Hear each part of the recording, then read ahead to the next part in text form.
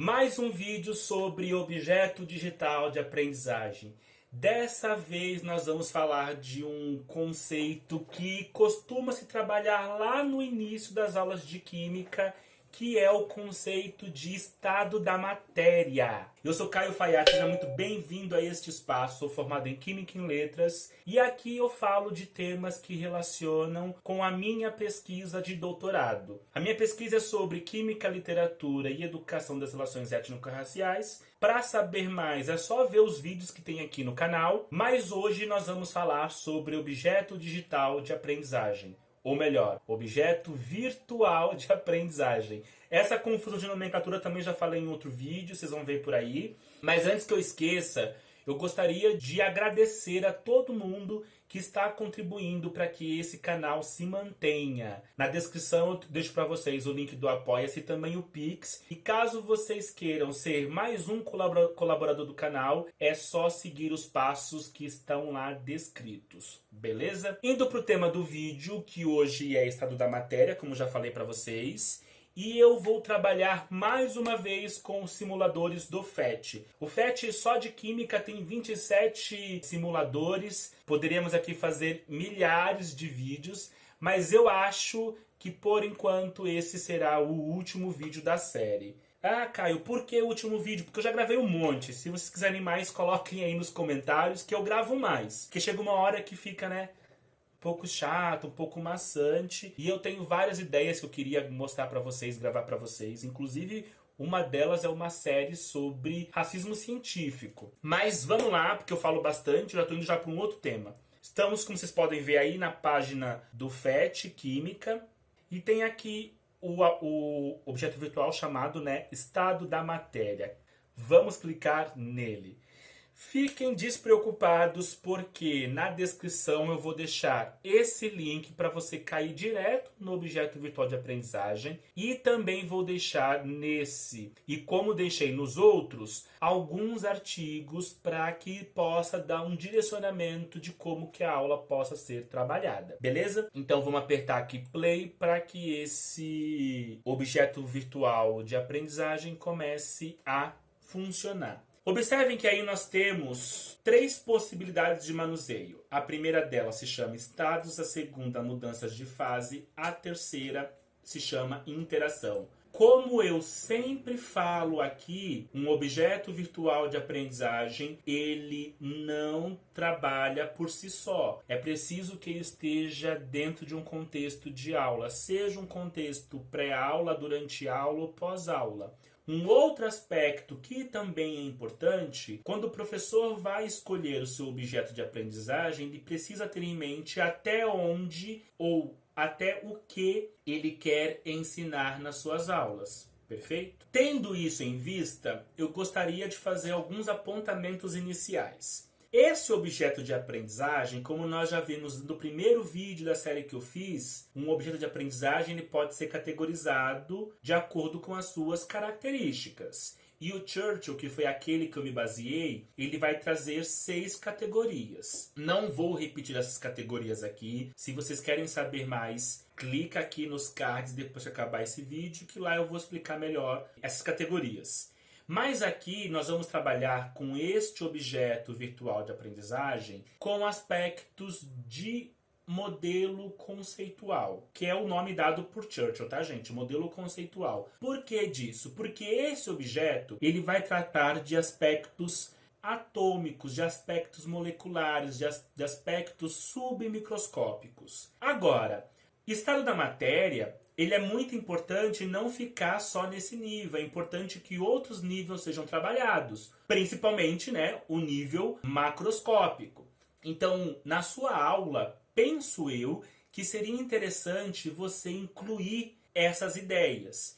Então aqui, se você for procurar num livro de referência que você mais gosta, ou na própria internet, vai ter alguns parâmetros que a gente pode utilizar para discutir com o aluno sólido, líquido, gasoso dentro de um aspecto macroscópico. Aqui eu trouxe 2, né, que seria forma e volume. Então é você pensar como que o sólido se comporta no aspecto forma e volume, como que o líquido se comporta dentro da forma e volume e como que o gás se comporta dentro da forma e volume. Ter essa ideia, ela é muito importante de você pensar sólido, líquido, gasoso a partir, digamos assim, de duas características, porque no nível subatômico molecular você também vai poder trabalhar, vai poder escolher, pensar em duas características para direcionalizar esse aprendizado. Então, por exemplo, no caso macroscópico, quando estou aqui olhando para o meu roteirozinho, no caso macroscópico, pensando em forma e volume, o que nós vamos ter? O sólido possui forma fixa e volume fixo. Já o líquido, ele tem um volume fixo, mas uma forma variável. E aí você pode trazer exemplos, né? Se você pegar, por exemplo, um refrigerante, pega, por exemplo, pensa na garrafa PET de Coca-Cola de 2 litros e na garrafa PET de Fanta de 2 litros. Ambos possuem 2 litros. Só que acontece, o líquido que está ali dentro, ele se molda à forma do recipiente. Por isso que nós dizemos que o líquido possui volume fixo e forma variada. Agora, o gás, ele tem tanto a forma quanto o volume variável. Isso parece bobagem, mas é muito importante. E também é importante aqui deixar destacado que esses não são as duas únicas características, tá? A gente pode trabalhar com, por exemplo, a questão da compressão. Enfim, o que eu penso que é importante é trazer o aspecto macroscópico também para essa aula. Porque senão dá a impressão que nós só podemos determinar se é sólido, líquido ou gasoso a partir do nível atômico molecular e não é bem por aí, tá? Então vamos lá para ver o que esse OVA, objeto virtual de aprendizagem, nos mostra. Vamos começar aqui pelo estado. O que eu proponho para vocês nesse tipo de objeto virtual de aprendizagem? Nós temos aqui 4, digamos, ele escreve aqui, né, átomos e moléculas. Nós temos aqui 4 substâncias: neônio, argônio, oxigênio e a água. O que acontece? A gente pode selecionar cada uma delas e analisar o sólido, líquido e gasoso como que se comporta de forma molecular. Temos aqui também uma espécie de aquecedor e refrigerador e aqui nós temos um termômetro. Beleza? Então, a primeira atividade que eu acho importante, porque esse tipo de objeto virtual de aprendizagem, ele não tem instrução. É você que vai manipular. Primeira coisa que eu acho interessante, já falei isso 3 vezes, né? Primeira coisa. Mas o que eu acho interessante é comparar os estados físicos de cada uma das substâncias. O que eu quero dizer com isso? Pega o neônio sólido, tá aqui, neônio sólido, e pede para o aluno comparar, analisar, melhor dizendo, a forma como essas moléculas estão aqui organizadas. E aqui eu trago 2 possibilidades de direcionar o olhar do aluno. O primeiro deles é a ideia de tipo de arranjo, para o aluno dizer se esse arranjo ele é ordenado ou se ele é desordenado. E a segunda seria a questão da proximidade das moléculas. O aluno dizer se essas moléculas estão próximas ou estão afastadas. Então, se eu pego o neônio sólido, o que eu percebo? Eu percebo que o sistema está organizado e que as moléculas estão próximas. Se eu vou agora olhar aqui o argônio. Olhando o argônio... e tem outra coisa importante aqui, tá? Que eu esqueci de falar. O neônio, tá vendo aqui em cima a temperatura? 14 Kelvin. 14 Kelvin.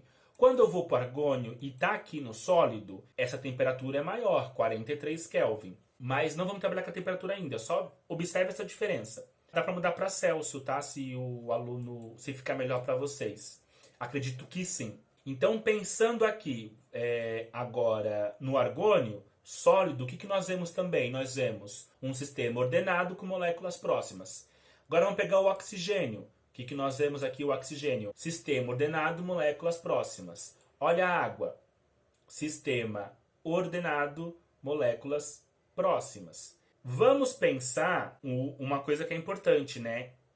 As moléculas estão próximas, mas elas não estão do mesmo modo como a gente vê os demais. Até porque a água ela é um caso anômalo. Então a água ela poderia ser, inclusive aqui, ser pensada para depois ser ponto de partida para uma outra discussão que é a anomalia da água, tá? Mas essa característica do neônio, do argônio, do oxigênio, ela é muito próxima, né? Sistema ordenado, moléculas próximas. E da água tem essa questão da anomalia que nós vamos discutir mais pra frente. Agora vamos pegar o neônio e vamos colocar no sistema líquido. O que a gente consegue observar aqui? Que nós começamos a ter uma espécie de desorganização desse sistema. E é tão desorganizado que, embora as moléculas ainda se mantenham juntas, algumas delas começam a ficar isoladas.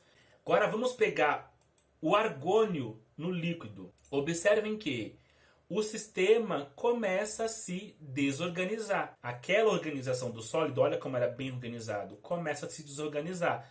Só que as moléculas ainda estão próximas. Embora uma ou outra comece a se afastar, a molécula ainda está próxima. Olha o oxigênio. O sistema começa a se desorganizar. E embora as moléculas ainda estejam próximas umas das outras. É justamente essa possibilidade que se inicia do líquido de desorganização é que vai dar para o líquido também essa possibilidade de ter uma forma variável, como a gente observa no nível macroscópico. Vamos ver a água? A água parece que está um pouco diferente, né? Porque a água tem aquela questão da anomalia. Se a gente comparar a água sólida com a água líquida, parece, né, que na água líquida tem uma proximidade maior e uma organização até maior, né? Agora vamos olhar o gás. Olha o neônio gás. Moléculas estão distantes, moléculas estão desorganizadas. Olha o argônio. A mesma observação, as moléculas estão distantes umas das outras e o sistema está desorganizado. Olha o oxigênio, as moléculas de oxigênio, lembrando que o oxigênio é O2, né?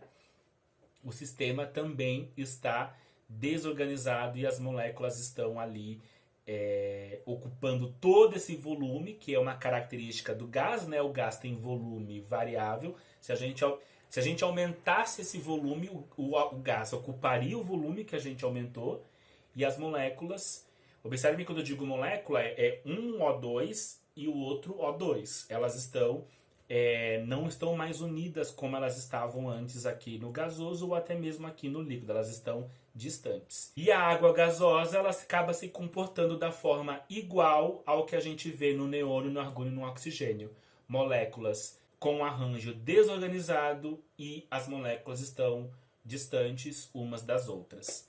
Então, a partir dessa primeira visão dos estados, a gente começa a tentar entender como que se comporta molecularmente as substâncias, né, de acordo com seus estados físicos, sólido, líquido e gasoso. Vamos agora aqui para a mudança de fase. Eu já poderia fazer isso lá no anterior, mas eu decidi fazer aqui nessa função, que é o seguinte: as substâncias, elas, obviamente, né, professores, vocês sabem disso, que elas mudam de estado físico. E essa mudança de estado físico, ela pode acontecer de acordo com a manipulação de algumas variáveis, como concentração, temperatura e pressão. Não vou ficar falando aqui como que cada uma dessas variáveis modifica esse estado físico, porque senão esse vídeo ficaria muito longo, porque são 3 variáveis e aqui também, ó, ele vai mostrar pra gente o funcionamento do diagrama de fase de cada molécula. O que eu quero mostrar pra vocês é que aqui, ó, aqui eu adiciono mais da molécula que eu estou analisando. No caso aqui é o neônio. Vou pôr aqui a água. Vou jogar aqui mais água. Vou jogar água, vou jogar água, vou jogar água, vou jogar água, vou jogar água. Estou adicionando mais moléculas de água para esse sistema, ok?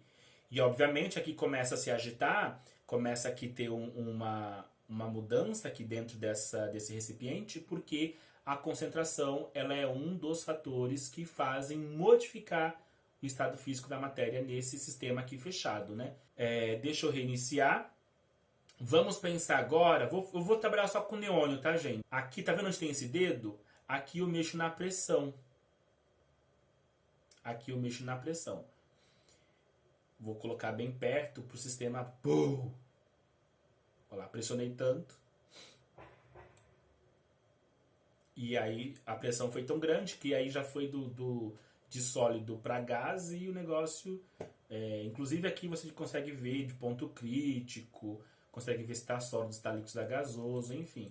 Então, essa mãozinha aqui a gente mexe na questão da pressão. Vindo agora aqui pro... Mudei aqui só para a gente facilitar a visualização no oxigênio. Vamos mexer agora aqui, ó, na temperatura. A temperatura eu vou deixar aqui em graus Celsius para a gente poder ter uma melhor compreensão desses valores. Eu vou usar aqui, coloquei aqui, apertei play.